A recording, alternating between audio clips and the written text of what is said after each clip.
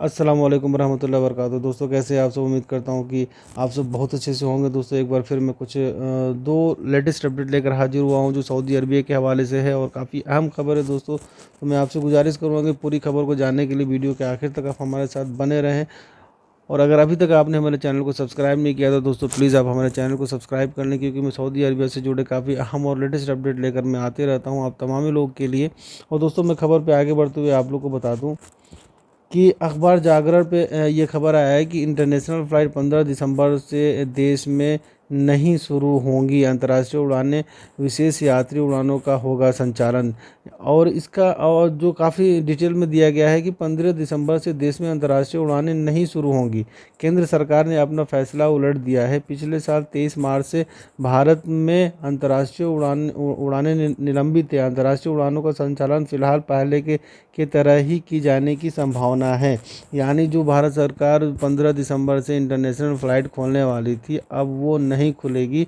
इस फैसला को बदल दिया गया है।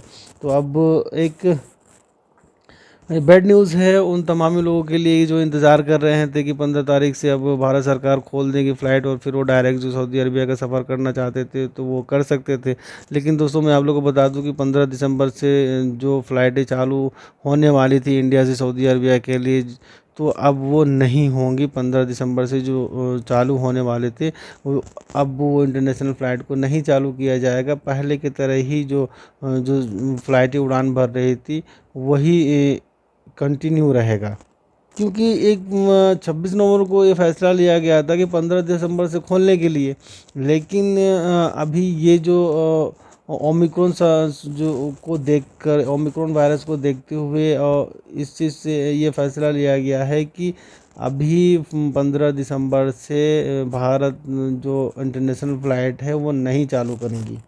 और दोस्तों मैं आप लोग को ये बता दूं कि जो अधिक जानकारी इसकी दी गई है कि देश में अंतर्राष्ट्रीय उड़ानों की संचालन अभी फ़िलहाल पहले की तरह ही की जाएंगी। बीते दिनों नागरिक उड्डयन मंत्रालय की तरफ से जारी किए गए बयान में कहा गया था कि दिसंबर के तीसरे हफ्ते यानी 15 दिसंबर से अंतर्राष्ट्रीय उड़ानें फिर से शुरू की जा सकती हैं, लेकिन इस मुद्दे पर अभी कोई फैसला नहीं लिया गया है। देश में पिछले साल 23 मार्च से अंतर्राष्ट्रीय उड़ानें निलंबित हैं। और गौरतलब है कि करीब 28 देशों भारत में करीब 28 देशों के साथ एयर बबल व्यवस्था के तहत पिछले साल जुलाई से विशेष अंतर्राष्ट्रीय उड़ानों का संचालन किया जा रहा है। और दोस्तों 15 दिसंबर से जो फ्राइडे खुलने वाली थी इस पर अभी ऐसे ही पाबंदी लगी रहेगी, पाबंदी को नहीं हटाया गया है। और वंदे भारत मिशन और एयर बबल एग्रीमेंट के तहत जो फ़्लाइटें चल रही हैं वो फ़्लाइटें ऐसे ही चलती रहेंगी। और दोस्तों लगभग 28 कंट्री के साथ में एयर बबल एग्रीमेंट की सुविधा है और फ़िलहाल यही सुविधा और यही जो प्रोसेस यही चालू रहेगा जब तक कि कोई अगली खबर ना आ जाए। और दोस्तों एक और ज़रूरी खबर मैं आप लोगों को बता दूं कि सऊदी अरब के अंदर जो नया ओमिक्रॉन वायरस पाया गया है, क्योंकि मैंने पिछली वीडियो में भी बनाकर पिछली वीडियो में हमने बताया था आपको। और इसको देखते हुए मिनिस्ट्री ऑफ हेल्थ की एक इमरजेंसी मीटिंग भी बुलाई गई थी और बहुत सारे सवाल भी किए जा रहे हैं मिनिस्ट्री ऑफ हेल्थ से। और जो डॉक्टर मोहम्मद अल अब्दाली हैं तो उनसे ये पूछा जा रहा है कि क्या आप सऊदी अरब के अंदर मुकम्मल लॉकडाउन लगाया जाएगा।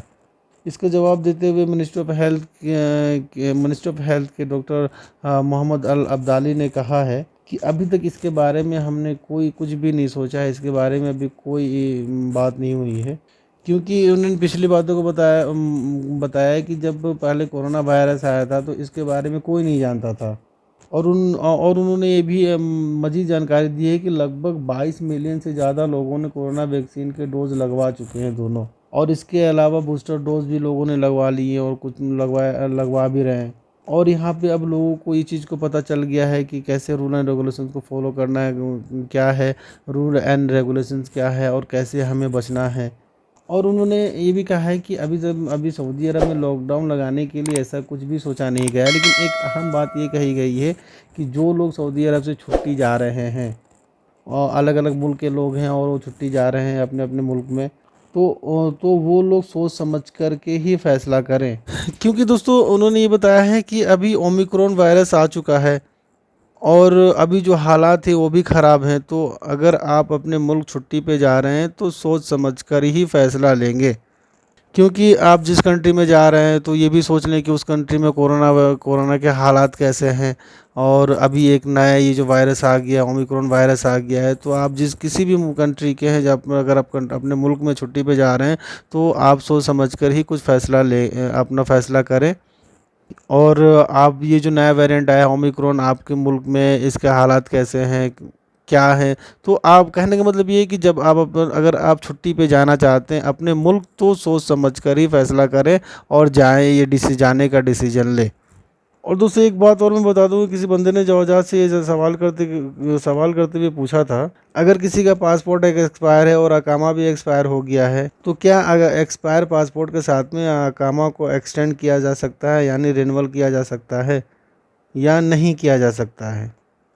तो दोस्तों जवाजात ने जवाब देते हुए कहा है, आपका अकामा एक्सपायर है और आपने पासपोर्ट रिन्यूअल करवाया है यानी आपने नया पासपोर्ट बनवाया है, तो आपका इकामा तभी जो एक्सटेंड होगा, रिन्यूअल होगा, जब आपने नया पासपोर्ट का नकल मालूमात कराएंगे तब।